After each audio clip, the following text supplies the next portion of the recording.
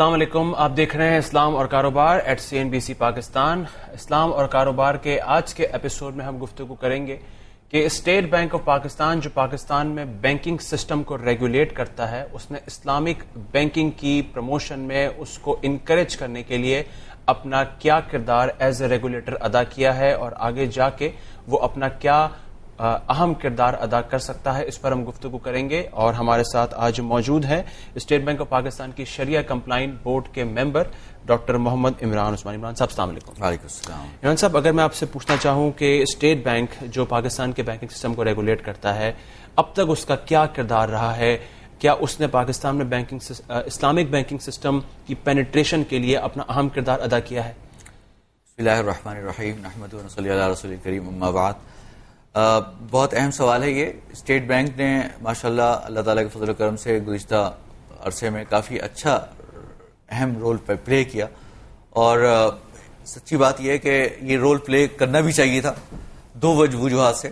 پہلی وجہ تو یہ ہے کہ ہم سارے کے سارے مسلمان ہیں، یہاں پہ اکثریت میجورٹی جو ہے مسلمانوں کی ہے، اور سود ایک عظیم بہت بڑا گناہ ہے، اور تمام مسلمانوں کی روز اول سے پاکستان کے اندر یہ خواہش تھی کہ اسلامک سسٹم وجود میں آئے فائنانس کا، تو اس کی ریکوائرمنٹ کو بھی پورا کرنے کے لیے۔ پھر دوسری بات یہ کہ آپ یہ دیکھ رہے ہیں کہ انٹرنیشنلی جو ہے وہ جو انویسٹرز ہیں، خاص طور پر مڈل ایسٹ کے انویسٹرز جو ہیں وہ اپنی انویسٹمنٹ کر رہے ہیں۔ اب گزشتہ دنوں چونکہ ویسٹرن کنٹریز کے اندر ریسیشن آیا، تو اب ان کا زیادہ تر انویسٹمنٹ کا رخ جو ہے وہ فار ایسٹ کنٹریز کی طرف، ملائیشیا، برونائی، انڈونیشیا، اس طرف جا رہا ہے۔ تو میں سمجھتا ہوں کہ اس کو ریئلائز کرنا چاہیے اور ریکگنائز کرنا چاہیے۔ اگر ہم یہاں پہ اسلامی بینکنگ کے نئے لائسنس ایشو کرتے ہیں، ان کے پیڈ اپ کیپٹل مقرر کرتے ہیں، پھر اس کو بڑھاتے ہیں، اسے انٹرنیشنل، اور پھر یہاں پہ ایک اللہ تعالیٰ کے فضل و کرم سے امن و امان بھی قائم ہوتا ہے، تو میں سمجھتا ہوں کہ ایسے ایونیوز ہیں یہاں پر کہ جس کے ذریعے سے اچھی خاصی جو ہے وہ باہر سے انویسٹمنٹ آ سکتی ہے۔ میں آپ کو ایک چھوٹی سی بات بتاؤں، اسلامی بینکنگ دنیا کے اندر اس کا ایک بہت بڑا حصہ جو ہے وہ ہوتا ہے کموڈٹی مرابحہ کے اندر۔ یہ سارے بڑے بڑے ملٹی نیشنل بینک جو ہے وہ یورپ کے اندر LME London metal exchange company جو ہے اس کے اندر یہ کموڈٹی مرابحہ کرتے ہیں۔ تو ساری انویسٹمنٹ سعودی عرب میں ہوگی، دبئی میں ہوگی، بحرین میں ہوگی، لیکن LME کے تھرو ہوگی، وہ پیسے کموڈٹی مرابحہ کے ذریعے وہ کام کرتے ہیں۔ ہم نے پاکستان میں یہاں کموڈٹی مرابحہ شروع کیا، اور اللہ کے فضل و کرم سے بڑا کامیاب رہا وہ۔ تو میں سمجھتا ہوں کہ اتنے بڑے اگر وہ کس کموڈٹی میں کیا ہے یہ ہمارے سارے جو کموڈیز ہیں، چاول وغیرہ مختلف قسم کی جو کموڈیز ہیں جو ویئر ہاؤس کے اندر اسٹور ہوتی ہیں، اسٹوریبل کموڈیز جتنی بھی ہیں، تو اس کے اندر شروع کیا۔ میں یہ سمجھتا ہوں کہ اگر ہم، اور بہت جینون طریقے سے کیا، اگر ہم اس کو اچھی طرح مارکیٹ کریں اور انٹرنیشنل مارکیٹ میں جائیں اور کہیں کہ بھائی دیکھو تم وہاں LME میں کرتے ہو، تمہاری کاسٹ بھی زیادہ آتی ہے، کنورژن ریٹ بھی اپلائی کرنا پڑتا ہے، پھر اس کے علاوہ یہ کہ پھر انٹرنیشنل جو فائنانسنگ ریٹس ہیں وہ کم ہیں، اور کیا کہتے ہیں ہمارے یہاں پاکستان کے اندر آپ آتے ہیں تو اس میں یہ، تو میں سمجھتا ہوں اگر پورے ٹوٹل کا 2 یا 3% بھی اگر پاکستان میں آ جائے، اس وجہ سے کہ یہاں زیادہ جینون ہے، زیادہ سیکیور، یعنی اس لحاظ سے سیکیور ہے کہ ایسٹ سیکیورڈ ہے بالکل، تو کیا کہتے ہیں اور زیادہ جینون ٹرانسپیرنٹ ٹرانزیکشن ہے، تو میں سمجھتا ہوں کہ ہمارے ملک کے اندر ایک بہت بڑا حصہ جو ہے نا انویسٹمنٹ کا اس طرح آ جائے گا۔ خیر یہ تو بات ایک عارضی طور پہ آ گئی تھی، تو میں ایک ذکر یہ کر رہا تھا کہ اسٹیٹ بینک نے ماشاءاللہ بہت اچھا رول ادا کیا، اور اس کی ابتدا اس طرح ہوئی کہ سن 2002 میں جب سپریم کورٹ کی طرف سے فیصلہ آیا، تو اس وقت یہ بات آئی کہ بھائی اسلامی بینک یہاں وجود میں آنے چاہیے، اس کو ریگولیشن کرنی چاہیے۔ تو اس وقت 2 کمیشن بنے تھے، ایک اسٹیٹ بینک کے اندر کمیشن بنا تھا، ایک منسٹر آف فائنانس میں بنا تھا، کہ کیا کیا قوانین میں تبدیلی کرنی چاہیے اور کیا کیا اسٹیٹ بینک کی ریگولیشن میں تبدیلی کرنی چاہیے، تو تاکہ اس کے نتیجے میں یہ وجود میں آئے۔ تو اس کمیشن نے اپنی رپورٹیں تیار کی تھیں اور بڑا اچھا کام کیا تھا، لیکن اس وقت یہ بات بھی ایک سامنے آئی کہ اگر ہم اس طرح اوور نائٹ اس کو ٹرانزیکشن پورا تبدیل کرتے ہیں تو شاید یہ مشکل ہو کہ سارے کے سارے بینکوں کو وہ کیا جائے۔ تو ڈاکٹر اشرف صاحب نے بڑی اچھی ایک اپروچ لی، انہوں نے کہا کہ بھائی ہم ایسا کرتے ہیں، نئے اسلامی بینکوں کو کھولنے کی اجازت دیں گے، اس طرح باہر کے پیسے بھی آئیں گے، اور یہ کہ ہم پاکستان کے جو موجودہ اسلامی بینک ہیں ان کو اجازت دے دیں گے کہ آپ چاہیں تو اپنی ونڈو کھول لیں یا اپنی سبسیڈیری کھول لیں اور یہاں پہ اسلامی بینک شروع کریں، اور پھر ہم ان کے لیے اسپیشل ریگولیشن بنائیں گے جو ان کے مطابق ہوں۔ تو ہم سے سب سے پہلے انہوں نے میزان بینک سے کہا کہ بھائی آپ کھولنا چاہتے ہیں تو آپ ابھی انویسٹمنٹ بینک ہے، ہم آپ کو شیڈول کمرشل بینکنگ کا لائسنس دے دیں گے، تو آپ شروع کریں۔ تو ہم نے اس موقع سے فائدہ اٹھاتے ہوئے وہ چیزیں جو ہم گزشتہ کافی عرصے سے کوشش کر رہے تھے کہ بھائی اسٹیٹ بینک مان جائے، مثال کے طور پر ایکسپورٹ ری فائنانس یا مختلف قسم کی پروڈکٹس، سکوک، ٹی بل کا متبادل، ٹریجری بل کا متبادل، تو ہم نے کہا کہ بھائی ہم اس وقت تک نہیں کریں گے جب تک آپ یہ چیزیں نہ مان لیں ہماری۔ صحیح ہے۔ تو وہ بھی اس وقت ان کو بھی ضرورت تھی، تو انہوں نے کہا ٹھیک ہے یہ سب چیزیں جو ہے وہ ہم کرنے کے لیے تیار ہیں۔ تو اللہ کے فضل و کرم سے انہوں نے جو ہے وہ اپنے ان قوانین کو جو ہم نے ان کو سجیسٹ کیا اس کے حساب سے انہوں نے تبدیل کر لیا، اور اس کے حساب سے انہوں نے اس کو ڈیولپ کر لیا۔ پھر یہ بات آئی کہ دیکھیے اب جب اتنے سارے اسلامی بینک کھلیں گے اور آہستہ آہستہ گرو کریں گے, انہوں نے ایک ٹارگیٹ بھی دیا کہ آہستہ آہستہ بڑھیں گے, تو اس کے لیے کچھ ایسی چیزیں ہونی چاہیے کہ ایک تو پروڈینشیل ریگولیشن شریعت کے مطابق ہونے چاہیے, دوسرے اسٹینڈرڈ ایگریمنٹس ایسے وجود میں آ جائیں, یہ نہیں کہ ایک نیشنل بینک کر رہا ہے وہ ایک الگ کر رہا ہے, کیونکہ جب باہمی جب بینک آپس میں ایک دوسرے جب ٹرانزیکشن کریں گے تو ایسے اسٹینڈرڈ ٹیمپلیٹ وجود میں آ جائیں کہ جس کے ذریعے سے وہ آپس میں ایک دوسرے ٹرانزیکشن کرنا آسان ہو جائے. تو ہم نے وہ اس کے اندر ایک بورڈ بنا شریعہ بورڈ, تو اس کے اندر وہ اسٹینڈرڈ ایگریمنٹس وجود میں آ گئے تاکہ آپس میں جب بھی وہ معاملہ کریں وہ ویب سائٹ پہ بھی موجود ہے. اس طرح کے ایگریمنٹس ہیں یہ موڈس آف فائنانسنگ مختلف ہے نا اسلامی بینکنگ کی, جو مرابحہ, اجارہ, مشارکہ, مداربہ, یہ سارے ان کے اسٹینڈرڈ ایگریمنٹس موجود ہیں کہ بھائی آپ جا کے اگر آپ کو چاہیے کہ کس طرح کا ایگریمنٹ ہوتا ہے وہاں جائیں, ویب سائٹ پہ جائیں اور وہاں سے ڈاؤن لوڈ کر لیں. تو پھر اس کے علاوہ ہم نے یہ کہا کہ بھائی ہر پروڈکٹ کے بیسک فیچرز, اسینشیل ریکوائرمنٹس وہ ہم پہلے ڈٹرمن کر لیں تاکہ ہر بینک اس کو فالو کرے. یہ نہیں کہ ایک آدمی جو ہے وہ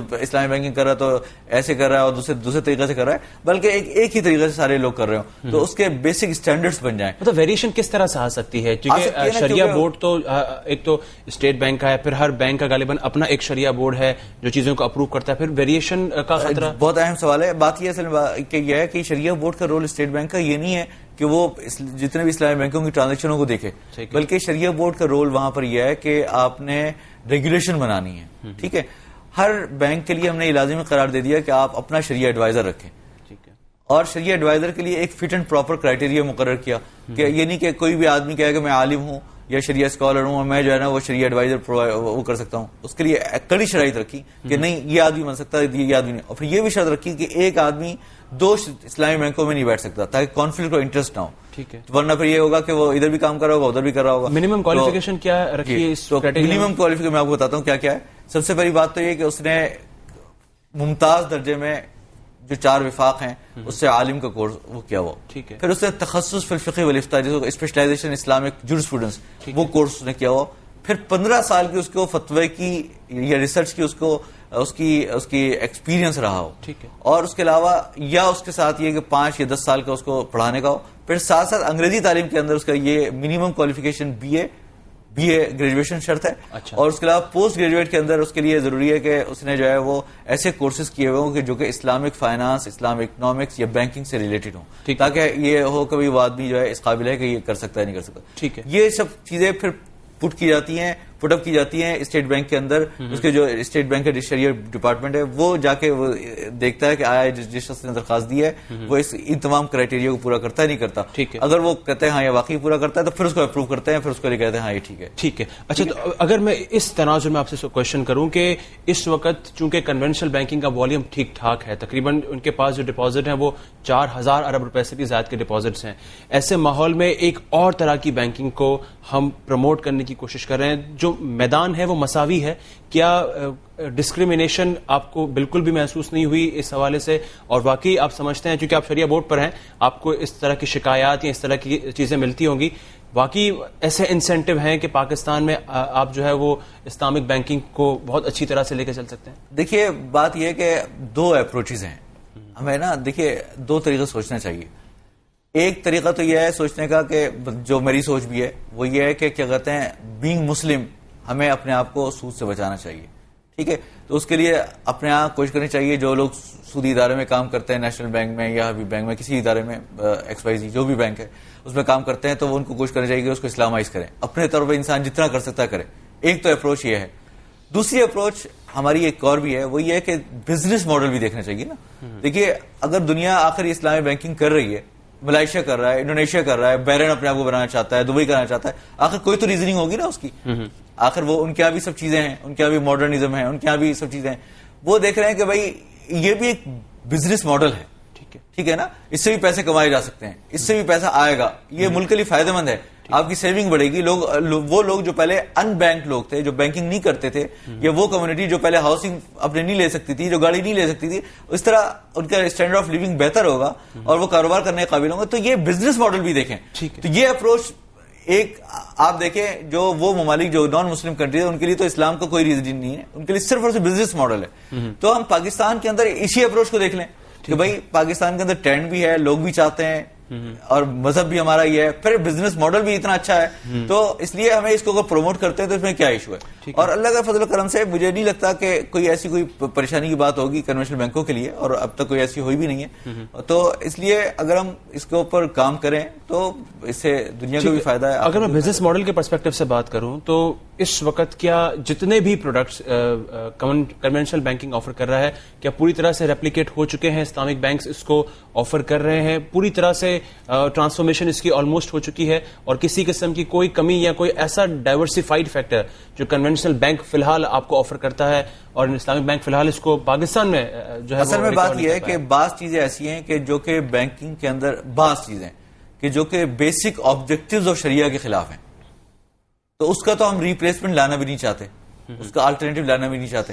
مثال کے طور پہ پرسنل فائنانسنگ, ٹھیک ہے, کہ ایک آدمی جو ہے وہ پیسے قرض لینا چاہتا ہے, ہمیں نہیں پتا اس کی کیا ریکوائرمنٹ ہے, ٹھیک ہے, اگر تو پتا ہو شادی کرنی ہے, ایجوکیشن فائنانسنگ چاہیے, اس کو کیا کہتے ہیں حج اور عمرے کے لیے جانا ہے, یہ ایسی کوئی چیز ہے, تو اس کے لیے پرٹیکولر پروڈکٹ بنا دی جائے گی تاکہ اس کی وہ ریکوائرمنٹ پوری ہو جائے. لیکن اس کے ہاتھ میں کیش تھما دیا جائے, تم 10 لاکھ روپے لے لو, اور پھر نوجوانوں کے ہاتھ میں جو ہے کریڈٹ کارڈ تھما دیا جائے, تم جو ہے نا وہ پیسے بورو کرتے رہو, اور کرتے کر کے جو ہے نا وہ ڈیفالٹر بن جاؤ, اور بیچارے آخر میں جو ہے وہ ایک مصیبت کا شکار ہو جائے. یہ اسلام نہیں چاہتا. کریڈٹ کارڈ کبھی بھی ابھی تک کریڈٹ کارڈ کا اس لیے کوئی ایسا کوئی وہ نہیں آیا. زیادہ زیادہ یہ کیا جا سکتا ہے کہ ڈیبٹ کارڈ بنا دیں, یا چارج کارڈ ایسا بنا دیں کہ جس کے اندر آپ بجائے 1 مہینے کے 2 مہینے 3 مہینے کی مہلت دے دیں, اور اس کی ایک جیسے چارج کارڈ کی فی ہوتی ہے وہ رکھ لیں, اسے اپنا کاسٹ ریکور کر لیں. یہ ارادہ ہے, یہ میزان بنا لی ہے میزان بینک نے. ڈیبٹ کارڈ کی تو لانچ کر ہی دی ہے, اب چارج کارڈ اسلام وہ لانچ کر رہا ہے انشاءاللہ. اس میں یہی پروڈکٹ جو میں نے آپ کو بتائی کہ 3 مہینے کا اس کا تقریباً اس کا عرصہ ہوگا, اور اس کے اندر 3 مہینے کے اندر آپ پے آف کر دیں, کوئی چارج نہیں ہوگا, نہ انٹرسٹ نہ کچھ,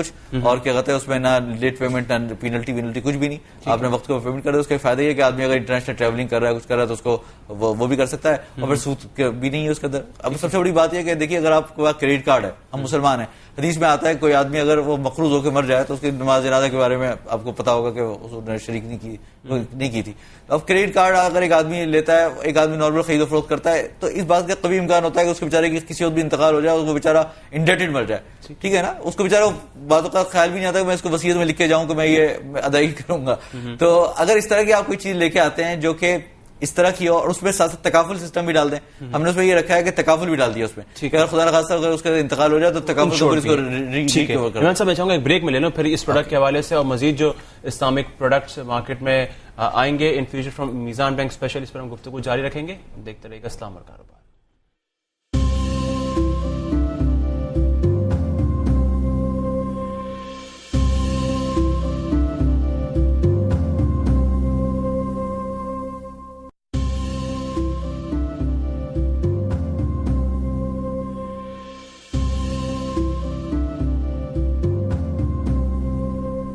اسلام اور کاروبار میں ایک مرتبہ پھر خوش آمدید. گفتگو ہو رہی ہے آج کے ایپیسوڈ میں کہ اسٹیٹ بینک آف پاکستان نے اسلامک بینکنگ کی پینیٹریشن کے لیے, اس کو فروغ دینے کے لیے کیا کردار ادا کیا ہے, اور اس پر اسٹیٹ بینک آف پاکستان کے شریعہ بورڈ کے ممبر ڈاکٹر محمد عمران عثمانی صاحب ہمارے ساتھ موجود ہے. بریک سے پہلے ہماری بات جو نکلی اس میں بات ہم یہاں تک پہنچ گئی تھی کہ جو مختلف ایسے پروڈکٹس ہیں جو فی الحال کنونشنل بینک آفر کر رہا ہے لیکن کبھی بھی اسلامک بینک آفر نہیں کرے گا, جس میں آپ نے کہا کہ کریڈٹ کارڈ جو ہے وہ کبھی بھی ممکن نہیں ہے کہ اسلامی بینکنگ کی طرف سے آفر ہو. اس کے علاوہ اگر میں آپ سے پوچھوں جو بزنس ماڈل اس وقت پاکستان کے بینکنگ سسٹم کی وجہ سے ڈیولپ ہوا ہے, وہ بزنس ماڈل میں کس حد تک اسلامک بینک پورا اتر رہے ہیں؟ الحمدللہ. اس کے علاوہ میں نے جیسے ذکر کیا بعض چیزیں تو ایسی تھی کہ جو کہ بیسک آبجیکٹیو کے خلاف تھی, اس کے لیے تو ہم ریپلیسمنٹ نہیں لانا چاہتے اور نہیں لائیں گے.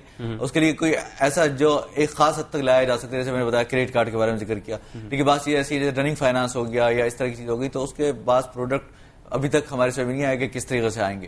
البتہ باقی جتنی چیزیں ہیں, ورکنگ کیپٹل فائنانس ہو گیا, جیسے میں نے ابھی شروع میں بھی ذکر کیا تھا آپ کے سامنے کہ بہت سارے تقریباً تمام پروڈکٹس کی الٹرنیٹیو موجود ہیں کہ آپ کو کس طریقے ہاؤسنگ فائنانس وغیرہ جتنے بھی چیزیں ہیں وہ ساری کس طریقے. اور اگر میں پرائسنگ کا پوچھوں آپ سے, چونکہ بزنس ماڈل میں ایک تو اپروچ ہے, دوسری چیز پرائسنگ بڑی میٹر کرتی ہے خصوصاً کارپوریٹس کے لیے, اس وقت پرائسنگ اسٹرکچر کس جگہ اسٹینڈ کرا؟ اگر پرائسنگ کے لیے بہت اہم بات یہ ہے کہ دیکھیے اس وقت آپ کو میں نے جیسے شروع میں بھی عرض کیا تھا, اس وقت ہم 5% ہیں, ٹھیک ہے.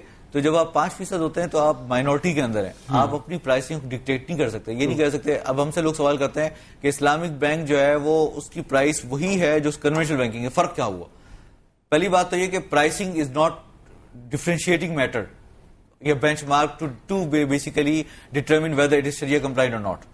ٹھیک ہے نا, یہ پرائسنگ کی وجہ سے آپ یہ نہیں کہہ سکتے کہ یہ چیز حلال ہے اور یہ حرام ہے. For those especially those who don't care and especially you are targeting those جو بزنس ماڈل اور لاجک کی بنیاد پر اس بینکنگ کو اپروچ کرنا چاہتے ہیں یا اکوائر کرنا چاہتے ہیں. اگر میں ان کے پرسپیکٹو سے پوچھوں پرائسنگ, تو میں یہ بتانا چاہ رہا ہوں کہ پرائسنگ آپ کی جو ہے نا وہ کمپیٹیٹو ہونی چاہیے, آپ کی نیچے نہیں ہو سکتی. دونوں صورتوں میں اگر آپ کی بالفرض یا تو پرائس ہائی ہو یا پرائس لو, دونوں صورتوں میں اسلامی بینک سروائیو نہیں کر سکتے.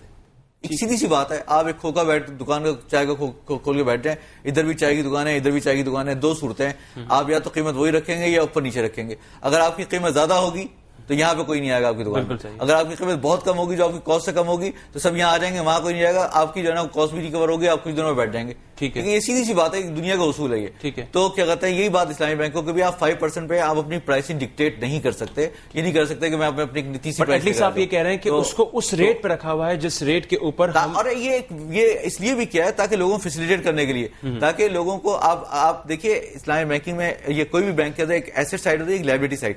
اگر آپ ایسٹ سائڈ کی پرائسز بڑھا دیں گے تو لوگ کہیں گے آپ نے ہماری بوروئنگ پرائس اتنی بڑھا دی, ہم تو لے ہی نہیں سکتے, آپ نے اسلامی بینک اتنا مہنگا کر دیا. ٹھیک ہے, آپ اپنی پرائس لو کرتے ہیں تو جو ڈپازیٹر ہیں وہ سرو کریں گے, وہ کہیں گے اسلامی بینک اگر جو بینکوں کے اندر ہم ڈپازٹ کرواتے ہیں کنونشنل بینکوں میں ان کو تو ہائی ریٹرن ملتا ہے اور آپ ہمیں کم دے رہے ہیں. ہم اس لیے کم دیں گے اس لیے کہ وہاں سے آگے بوروئنگ کم ریٹ کے اوپر وہی پیسے آگے دیں گے. تو آپ نے مارکیٹ میں رہنے کے لیے آپ نے دونوں سائٹس کے اوپر ایسے ریٹس رکھنے پڑتے ہیں کہ جو کہ میچ کر رہے ہیں مارکیٹ سے. اچھا, اس کے علاوہ یہ بتائیے, پھر ان کو فیسیلیٹیٹ بھی کریں تاکہ لوگ پھر آسانی کے ساتھ لے سکیں, ورنہ لوگ کہیں گے اسلامی بینک کے نام پہ آپ جو ہے وہ غلط طریقے سے کام کر رہے ہیں. ٹھیک ہے, اسٹیٹ بینک آف پاکستان کیا اسلامک بینک کے لیے کوئی ڈفرنٹ مارکیٹ بینچ مارک سوچ رہا ہے جیسے کنونشنل بینک کے لیے کائبور ہے؟ کیا اس حوالے سے, کیونکہ کائبور کے اندر ہمیں پتہ ہے ایک بینک دوسرے بینک سے ٹرانزیکشن کرتا ہے اور جو کنونشنل بینکنگ کا نظام ہے اکارڈنگ اسلامی بینک وہ حلال نہیں ہے, تو اس حوالے سے کوئی کام ہو رہا ہے کہ کوئی ایسا بینچ مارک سیٹ کیا جائے یا ورلڈ وائڈ ہم نے کسی اور کنٹری میں دیکھا ہے کہ اس کنٹری کے بینچ مارک سے ہٹ کے اسلامک بینک کا کوئی بینچ مارک؟ پہلی بات تو یہ ہے کہ